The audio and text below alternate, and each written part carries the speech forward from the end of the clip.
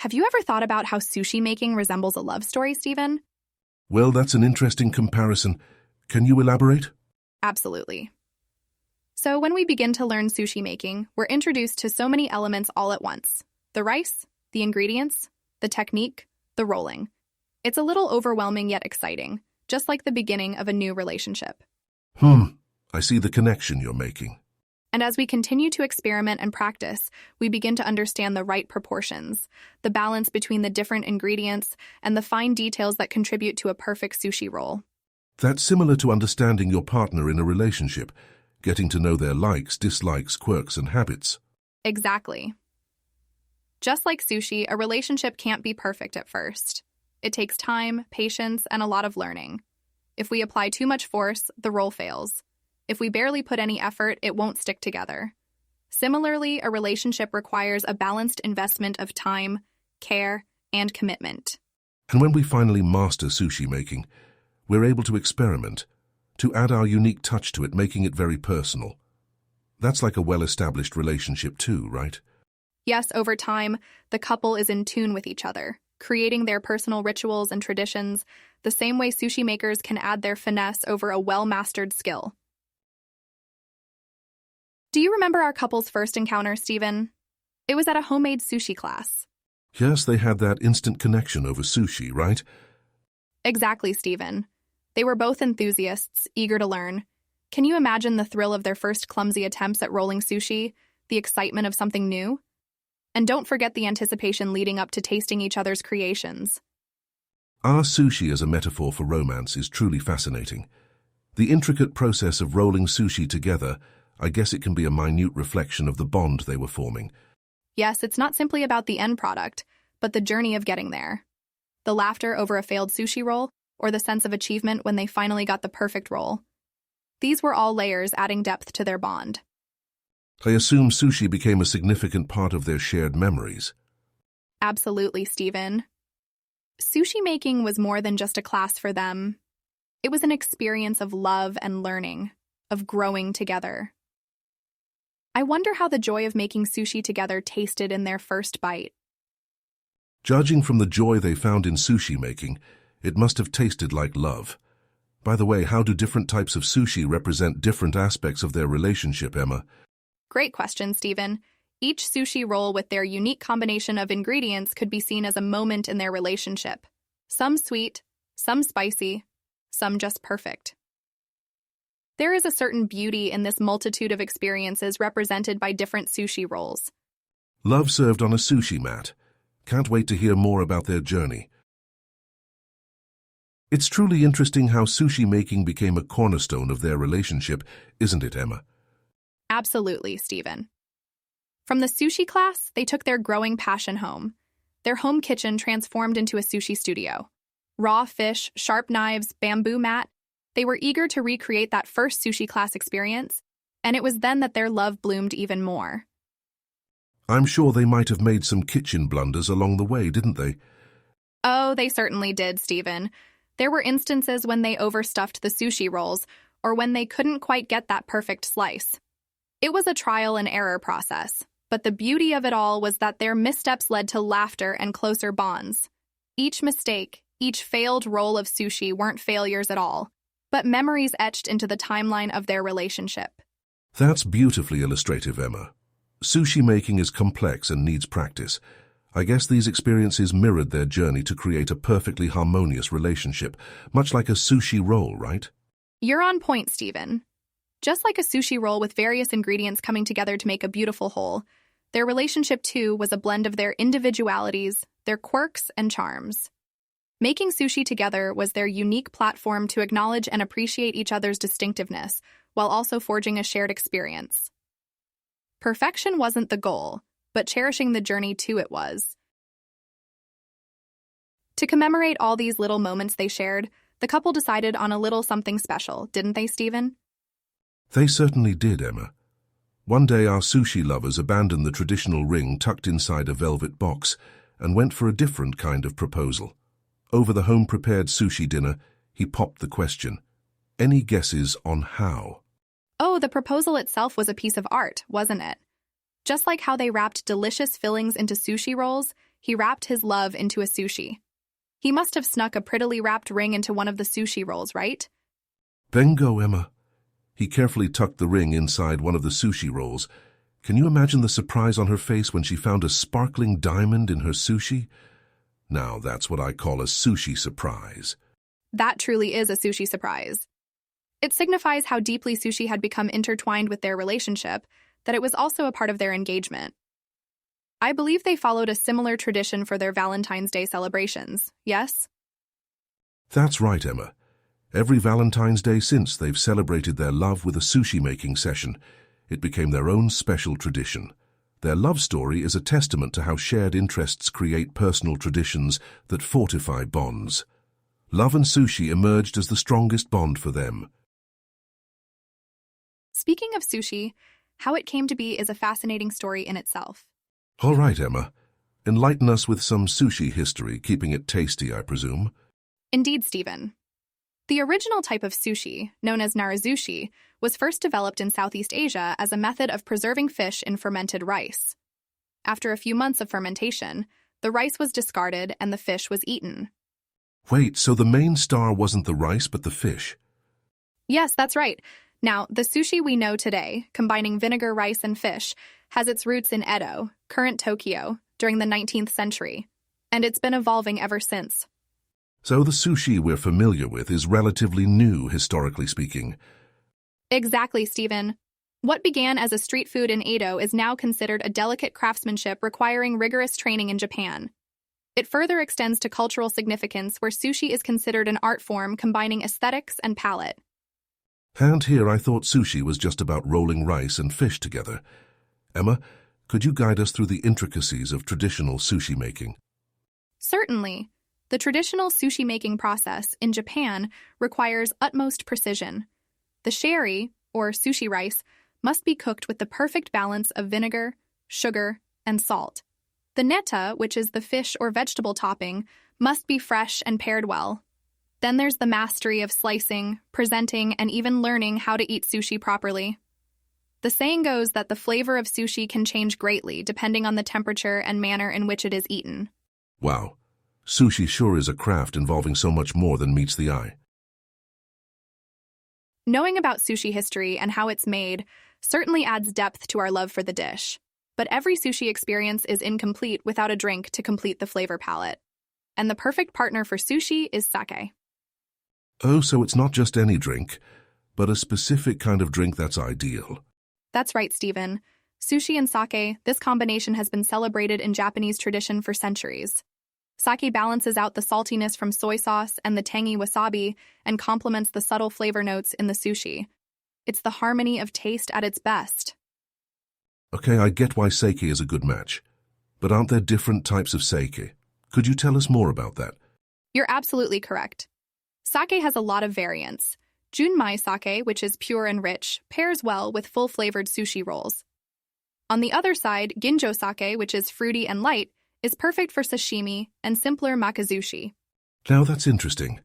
What about for the more adventurous listeners? Any unique pairings you could suggest? For those that enjoy exploring, pairing sushi with unconventional drinks such as whiskey or craft beer can result in surprisingly delightful combinations. The robust flavors of whiskey offsets the subtle flavor of sushi, while craft beer with its varied flavor profiles offers plenty of pairing opportunities. Remember, it's all about experimenting and discovering flavors that you enjoy together. Stephen, think about Valentine's Day. What comes to mind? It's an avalanche of heart-shaped chocolates and extravagant meals at fancy restaurants, of course. Oh yes, food is a big part of it. Have you noticed how our celebrations, be it big or small, always revolve around the dining table? Valentine's Day is no different. And I suppose making a meal for your partner is way more personal than takeouts. You put your heart into every slice, every stir, every bake. It's the silent utterance of love. That's beautifully said, Stephen. I believe that cooking together is also a fantastic way to strengthen relationships. The shared experience of creating a meal and sitting down to enjoy what you've made, that's such a lovely tradition to inculcate. Yes, and it's not just about cooking any meal. It's about discovering your partner's tastes, accommodating their preferences, and blending it all in a way that mirrors your bond. Exactly. The couple from our story brought sushi making into their love lives, creating a strong bonding experience. Remember how they started by taking a sushi making class out of simple curiosity? Yeah, and look where that led them. Now they ritualized making sushi together every Valentine's Day. It's like they've given a new meaning to celebrating love with food. Yes, and you see, that's the power of establishing such food-related traditions. They don't only let you churn out delicious dishes, but they become the catalyst of countless memories and shared moments of joy. So in essence, we're saying keep the chocolates, but add some sushi making into Valentine's Day. It might spice things up, right? Haha. Absolutely. The blend of gastronomical and emotional flavors is something to be relished indeed. Let our plates serve the love. Or maybe let our love serve the plates. Emma, do you agree that our shared experiences, more so with food, bring people together? They not only expose each other's tastes, but also teach the art of compromise and understanding, don't they? Yes, Stephen. The food takes on a much deeper meaning when you cook together. It's like you're both adding your own essence to the meal. In that shared moment, you are collaborating, making decisions together, and learning to adjust. I believe such experiences certainly help in trust building and harmonizing differences. What do you think? I've got this very amusing anecdote that'll resonate with what you've just said. There's a couple I know who always argued about the level of spices in their meal. The husband enjoyed fiery, high-spice dishes, while the wife preferred milder flavors. One day, they decided to make a chili dish together. They took equal turns in adding ingredients, including the spices, and they found the resulting dish was neither too hot nor bland. The wife said it was spicy love in a bowl. They discovered their perfect spice level and a newfound appreciation for each other's differing tastes. It might have been a small compromise, but it allowed them to bond in a way they never had before. That's a wonderful anecdote, Stephen. It shows how food connects us on a sensory level. When we prepare food and share it, our brains release the hormone oxytocin, which promotes feelings of trust and bonding. We are essentially wired to connect over food, right, Stephen? You're on point, Emma. Just like the sushi lovers in our episode today, the process of sushi making allowed them to connect and bond. Whilst rolling the sushi together, they were in fact rolling their lives into one tightly knit unit of love and warmth. They weren't just crafting a sushi roll, but a life roll, if you may. You know, Stephen, sushi is not just delicious, it packs a healthy punch too.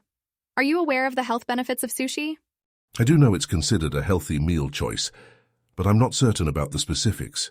Can you break it down, Emma? Of course, Stephen. Sushi, depending on how it's prepared, can be a healthy source of lean protein, particularly when it includes raw, fresh fish. It also contains omega-3 fatty acids, which are heart-healthy and known for its anti-inflammatory properties. Not to mention, it's low in saturated fat. The vinegar in sushi rice can help reduce your body's blood sugar response, and the sheets of seaweed, called nori, are rich in iodine, which helps keep your thyroid functioning well. Interesting. It's pretty packed then. But are there any concerns to be aware of while gorging on sushi? Well, there are always two sides of a coin, aren't there? One has to be cautious about the mercury content in large marine fish like tuna, and certain sushi can be high in sodium. Some rolls also sneak in unhealthy ingredients like cream cheese or mayonnaise.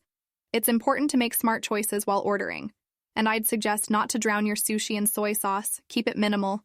That way you'd enjoy the fresh flavor and keep the sodium level in check.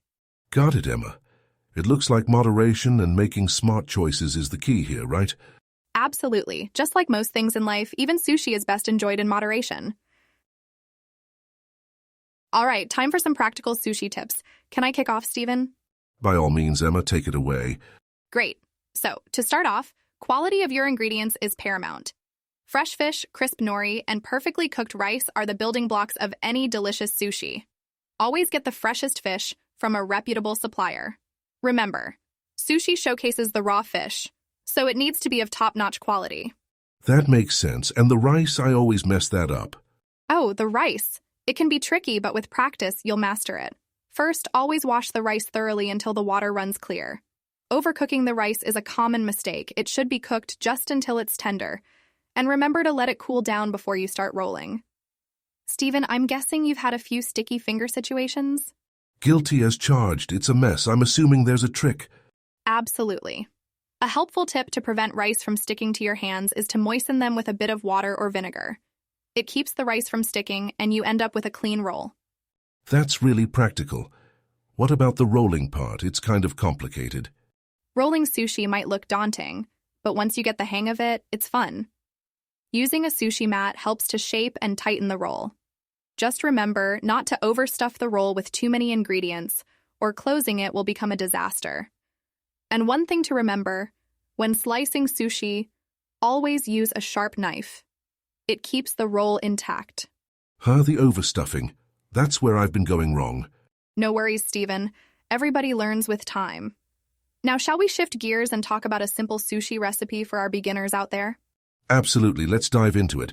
What have you got for us? Let's start with a simple maki roll. It's a classic. For this, you'll need sushi rice, nori sheets, fresh fish or veggies of your choice, and a sushi mat. Laying the nori sheet on your sushi mat, spread a thin layer of sushi rice, leaving a small space at the edges. Place your fillings of choice in a line on the rice. Once you've done that, it's time for the fun part. Rolling, using the mat, roll it tightly, and voila, your sushi maki is ready. Cut it into bite-sized pieces, and don't forget to enjoy with some soy sauce, pickled ginger, and wasabi. Whoa, that doesn't seem as intimidating anymore. I might give it a shot soon. I'm sure you'll do great, Stephen. Just remember to enjoy the process, and don't be disheartened if it's not perfect in the beginning. Practice, after all, makes perfect. Sharing sushi rolls is symbolic, isn't it, Stephen? It certainly does seem that way, Emma. Each piece is a tiny love story. Speaking of which, we have some pretty delectable sushi tales from our beloved listeners. Let's hear one. Here's a nugget from Hannah. Hey, Emma and Stephen. My boyfriend and I spend every Saturday night making sushi. It began as a fun activity during quarantine, but has become our little tradition. These sushi nights are now my favorite memories with him. What a way to bond over sushi, Hannah. Thanks for sharing. I love the idea of a regular sushi night. It's not just about the sushi, but the shared experience of making it together. Now here's one from Sam who shares his favorite sushi spot. Hey, Steven. If you ever land in San Francisco, you have to check out Omakase Room by Tatsu. The sushi there is an experience, and I met my now fiancé at that restaurant. Sam, that's one sushi date turning out to be a lifetime commitment. Thanks for that sushi spot recommendation and the heartwarming story. These sushi stories are making my heart full. It's beautiful how a shared love for sushi can bring people together. We've got a question here from Melissa asking about that complex sushi roll we mentioned earlier. Emma, Stephen, I loved the sushi making tips, but I'm still struggling with that complicated roll you mentioned. Any more tips? Patience is crucial, Melissa. Practice with uncomplicated rolls and with time you'll master it. Remember, the joy of sushi making is in the process. Stephen, have you ever noticed how sushi makes its way into Japanese literature and films? Now that you mention it, it does indeed. There's this film I recall, Jiro Dreams of Sushi. It's a documentary about a sushi master named Jiro. Yes, that's a classic one. Jiro is portrayed as a dedicated sushi chef who pours his heart into his craft. This film reflects the depth of passion and commitment required in sushi making. We see a correlation with love, don't we? True. It's also mostly about instant gratification, as sushi rolls are meant to be eaten as soon as they are made, symbolizing the fleeting nature of some relationships or feelings. With that, sushi comes to represent romance in a unique way. In the novel Kitchen, by Banana Yoshimoto, the main character Mikage is taught by her love interest to make sushi rolls. By sharing this intimate experience, their bond deepens, making the sushi a symbol of their growing closeness. Fascinating, isn't it? Sushi becomes a metaphor for love's complexities. It's aesthetically pleasing but requires skill, patience, and mutual understanding, much like a romantic relationship. Absolutely. In the universally beloved film Spirited Away, sushi demonstrates kindness and mutual care when Haku feeds Chihiro with sushi after her tiring journey, epitomizing the significance of food shared with love. So essentially, whenever we see sushi in literature or films, it's a reflection of love, be it romantic, familial, or self-love. Any sushi story is indeed a love story. So, our sushi love story came full circle, right from where it all began, the homemade sushi class. The couple's love for sushi was evident as they fell in love during their sushi-making journey. We've seen that through Sushi. They shared more than just a meal. It was about the shared experiences, the laughter, the joy of creating something together. And why not? Sushi is more than food. It's an art, a lifestyle, a tradition. Absolutely. The fascinating history and cultural significance of sushi we discussed today adds so much depth to this story. As one of Japan's most famous and loved dishes, its popularity has captured hearts around the world. True, in their Valentine's tradition of sushi making, it's very romantic. It creates a special intimacy and connects them on a sensory level. It shines a light on how food traditions can play a crucial role in shaping and bonding a relationship. Yes. Our pairings discussion gave a new perspective on why sushi and sake go so well together. Experimenting with different types of sake might just add a new flavor to your sushi making experience. Imagine that. Plus, our health insights revealed sushi to be more than just a pleasure to the taste buds. Specifically, with moderation, eating sushi can have numerous health benefits. So, another reason to consider including sushi in your diet.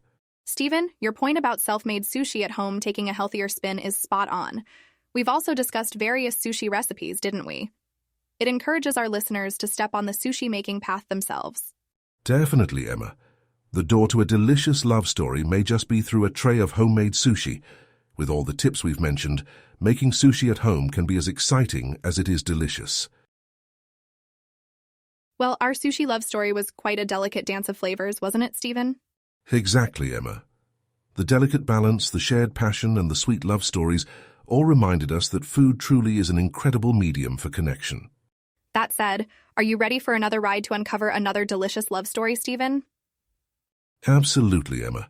I'm curious to see what loved-up story cuisine has in store for us, and I feel our listeners will appreciate it too. Do you have any hints for us, Emma? Indeed I do. Next, let's travel from the serene sushi bars of Japan to the vibrant streets of Mexico, entwining love with... Hold on. Tacos, perhaps. Am I right, Emma? Close guess, Stephen.